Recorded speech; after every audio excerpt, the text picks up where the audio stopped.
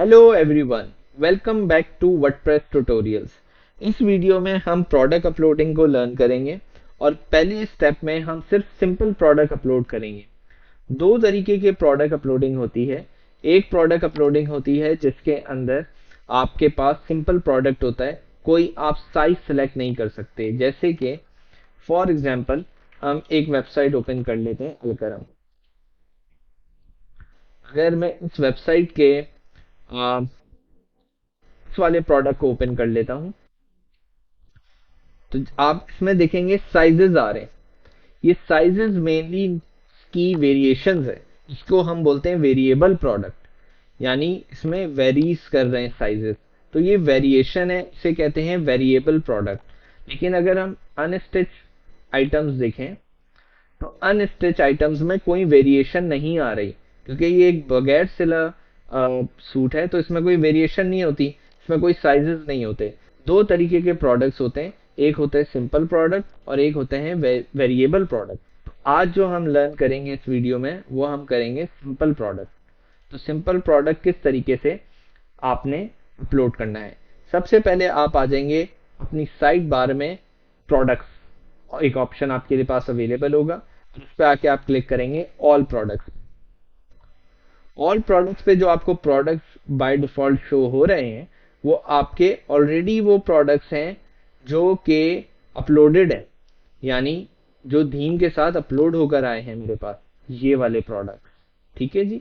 अगर मैं शॉप पे क्लिक करूंगा तो मेरे पास वो सारे प्रोडक्ट्स नजर आ जाएंगे जो मैंने ऑलरेडी अपलोडेड आए हैं थीम के साथ। लेकिन मुझे ये प्रोडक्ट्स नहीं चाहिए, तो मैं इस वाले चेक बॉक्स पे क्लिक करके सिलेक्ट ऑल करूंगा और इन सब को ट्रैक्स में मूव कर दूंगा। मूव टू ट्रैक्स को सिलेक्ट करके अप्लाई कर दूंगा।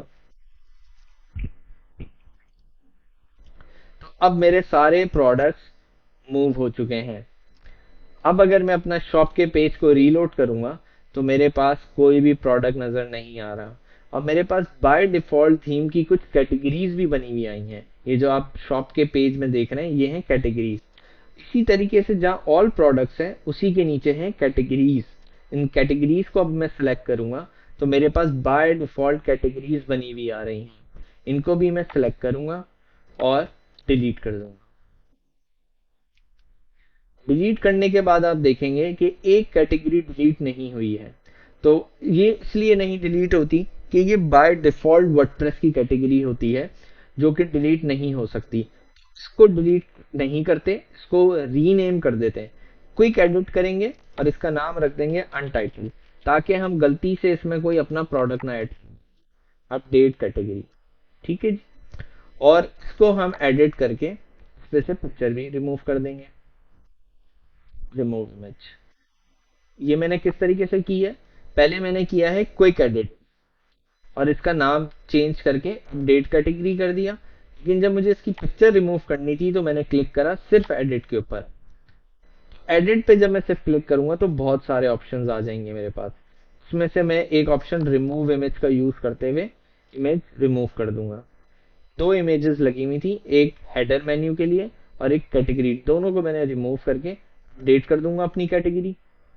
और यहाँ पे एक ऑप्शन आ रहा है ऊपर go two categories, back categories में चला जाऊंगा। ठीक है। अब मेरी जो वेबसाइट है इसको जब मैं दोबारा से रीलोड करूंगा तो मेरे पास सारी कैटेगरीज रिमूव हो गई हैं, सिर्फ एक शॉप अनटाइटल की कैटेगरी मौजूद है। इसको भी हम रिमूव कर देंगे फ्यूचर वीडियोस के अंदर लर्न करके। अभी हमारा जो टारगेट है वो कैटेगरी को बनाना है और कैटेगरी के बाद सिंपल प्रोडक्ट अपलोड करना है। तो अब लेट सपोज आप लोग अपनी कैटेगरी सर्च करेंगे कि आपको आपके बिजनेस के हिसाब से कौन सी कैटेगरी बनानी है। मेरे पास अभी जो मेरा बिजनेस, मैं इसको रेडी कर रहा हूँ, वो है कॉस्मेटिक्स का बिजनेस। तो कॉस्मेटिक्स के अंदर होते हैं सीरम्स।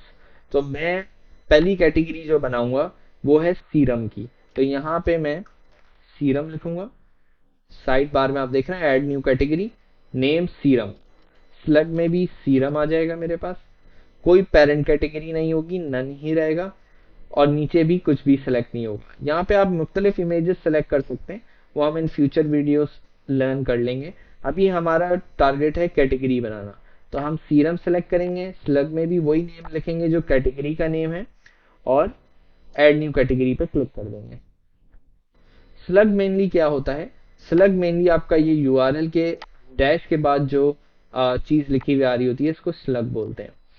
अब अगर हम इस कैटेगरी को व्यू करना चाहते हैं तो यहाँ एक ऑप्शन है व्यू। जैसे मैं व्यू पे क्लिक करूंगा तो ये देख रहे हैं आप, ये सीरम जो लिखा हुआ आ रहा है ना स्लग में, ये मेनली आ रहा है उस स्लग की वजह से लिखा हुआ। ठीक है, तो आप इसको चेंज भी कर सकते हैं, यानी कैटेगरी का नेम अलग हो और स्लग का नेम अलग हो, तो ये भी हो सकता है, पॉसिबल है। अब मेरी सीरम एक कैटेगरी बन गई है, उसमें प्रोडक्ट्स नहीं है। मैं दोबारा से अपने वर्डप्रेस के डैशबोर्ड पे चला जाऊंगा। आप वेबसाइट से भी डैशबोर्ड में जा सकते हैं, यानी जब वेबसाइट आपके पास खुली हुई है और किसी टैब में भी डैशबोर्ड नहीं खुला हुआ, तो आप यहाँ पे अपना माउस लेके जाएं और आपके पास ये ऑप्शंस अवेलेबल हो जाएंगे, इसमें से आप डैशबोर्ड पे क्लिक कर दें। डैशबोर्ड पे आने के बाद अब कैटेगरी हमने पहले बनाई थी प्रोडक्ट्स में, कैटेगरीज के अंदर जाकर साइड में हमने अपनी कैटेगरी का नेम लिखा था और हमने अपडेट कर दिया था। ऐड न्यू कैटेगरी पे क्लिक किया था तो हमारी कैटेगरी बन गई। अब हमें अपलोड करना है प्रोडक्ट, तो यहाँ एक ऑप्शन आ रहा है साइड में, ऐड न्यू प्रोडक्ट, इस पे मैं क्लिक करूंगा और मुझे अब सीरम अपलोड करना है। तो मैं पहले कोई सीरम सर्च कर लेता हूँ किसी और की वेबसाइट पे, जहां से मैं यहाँ पे सीरम अपलोड कर सकूँ।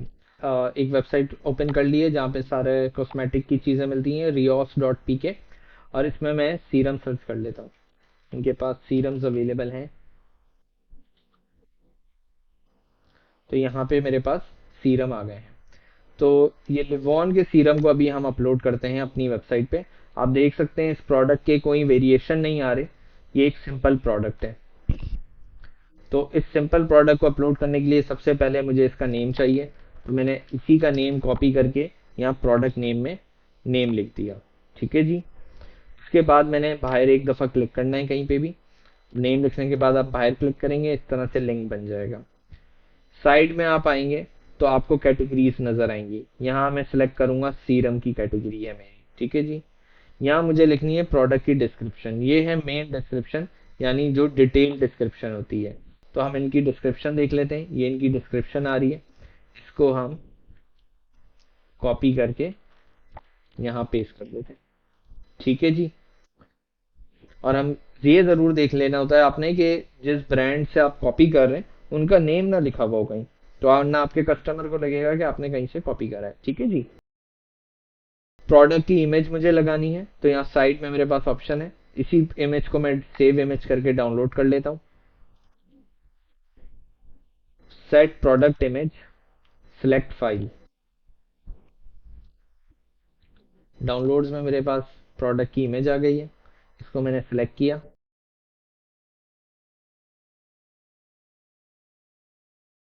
और सेट प्रोडक्ट इमेज कर दिया। ठीक है जी। तो मैंने इमेज सेलेक्ट कर ली अपनी सी। अगर एक से ज़्यादा मेरे पास इमेजेस होंगी प्रोडक्ट की, तो मैं गैलरी इमेजेस में फिर उसकी इमेजेस सेलेक्ट करूंगा।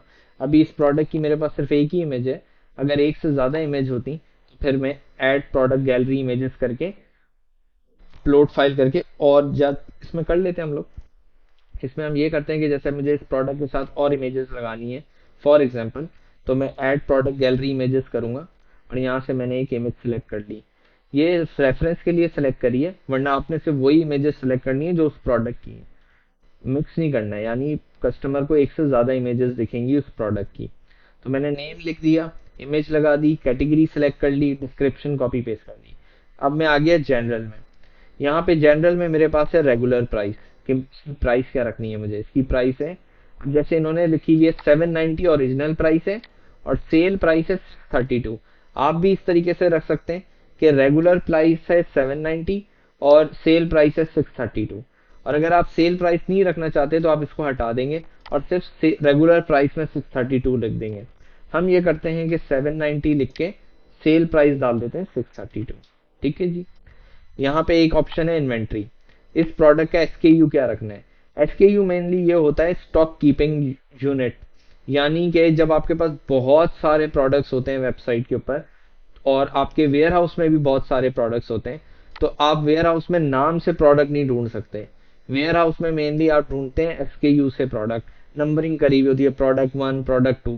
तो अगर वेयर हाउस में प्रोडक्ट नंबर 5 है तो वेबसाइट पे भी आप यहाँ एसकेयू में 5 डाल देंगे।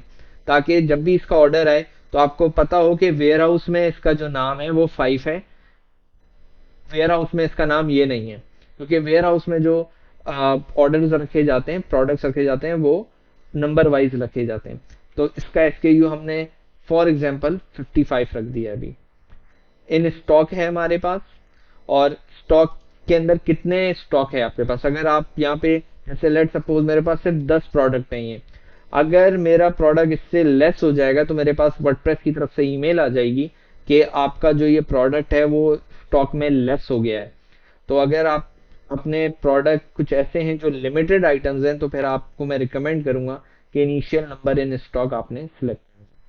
शिपिंग में आ जाएंगे, वेट जरूरी नहीं है, अगर आपको वेट मालूम है अपने प्रोडक्ट को तो आप डाल सकते हैं, केजी में डालना है तो मैंने इसको वेट डाल देता हूँ 0.2 केजी, यानी 200 ग्राम्स होगा।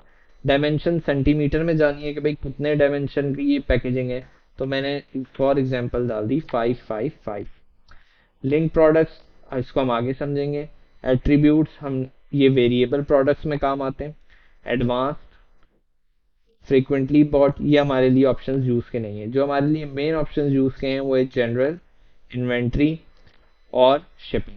ठीक है जी। उसके बाद हम आएंगे स्क्रॉल करके पेज को नीचे, तो हमारे पास है प्रोडक्ट शॉर्ट डिस्क्रिप्शन। अब ये शॉर्ट डिस्क्रिप्शन क्या है, ये लॉन्ग डिस्क्रिप्शन है। शॉर्ट डिस्क्रिप्शन इसी में से 3-4 पॉइंट्स होंगे, तो मेनली ये वाले जो पॉइंट्स हैं इनको मैं दोबारा से पिक कर लेता हूँ और मैं यहाँ लिख देता हूँ प्रोडक्ट शॉर्ट डिस्क्रिप्शन। ठीक है जी। और नीचे वाला जो पेजेस हैं उनको अभी हम अंडरस्टैंड नहीं कर रहे, वो हमारे लिए ज़रूरी नहीं है क्योंकि वो हर थीम सेटिंग्स में आते भी नहीं है। जो हर थीम के साथ मैंडेटरी आपको फील्ड्स मिलेंगी वो ये हैं: product title, product image, gallery, category, regular price, sale price, inventory, shipping और प्रोडक्ट डिस्क्रिप्शन। इसके बाद आपने करना है पब्लिश पे क्लिक। पब्लिश पे मैं जैसे क्लिक करूंगा तो सिंपली मेरा प्रोडक्ट ऐड हो गया है। ठीक है जी। मैं अपने प्रोडक्ट को यहां से भी क्लिक करके देख सकता हूं, या फिर मैं अपनी वेबसाइट पे आ जाऊं और मैं शॉप के पेज पे क्लिक करके अपना प्रोडक्ट देख लूंगा। अब जो प्रोडक्ट हमने अपलोड किया था वो यहाँ शो हो रहा है। अब मैं अगर इस पर क्लिक करूंगा प्रोडक्ट पे तो ये प्रोडक्ट मेरा ओपन हो जाएगा। अब आप देखेंगे मेरा प्रोडक्ट का टाइटल आ गया है, जो मैंने शॉर्ट डिस्क्रिप्शन लिखी थी वो यहाँ आ गई है, और लॉन्ग डिस्क्रिप्शन यहाँ आ गई। ठीक है जी। इस तरीके से आपने जो है अपने 5 प्रोडक्ट अपलोड करने हैं अपकमिंग संडे से पहले, और मुझे अपडेट करना है। ठीक है जी। तो ये सिंपल मेथड है, और जो गैलरी में इमेज अपलोड की थी वो आपको एक्स्ट्रा शो हो रही है, और जो मेन इमेज है वो आपके शॉप पेज, जो प्रोडक्ट इमेज है वो मेनली आपके शॉप पेज पे नजर आती है, और गैलरी पेज जो इमेजेस होती हैं वो आपको प्रोडक्ट के अंदर वेरिएशंस देखने को मिलते हैं। इस तरीके से आपका ये एसकेयू आ गया, कैटेगरी आ गई, तो ये आपका एक सिंपल प्रोडक्ट अपलोड हो गया है, और यही हमारा टारगेट था इस वीडियो के लिए। तो हम सक्सेसफुली अपना सिंपल प्रोडक्ट अपलोड करने के अंदर कामयाब हो गए हैं। Thank you for watching.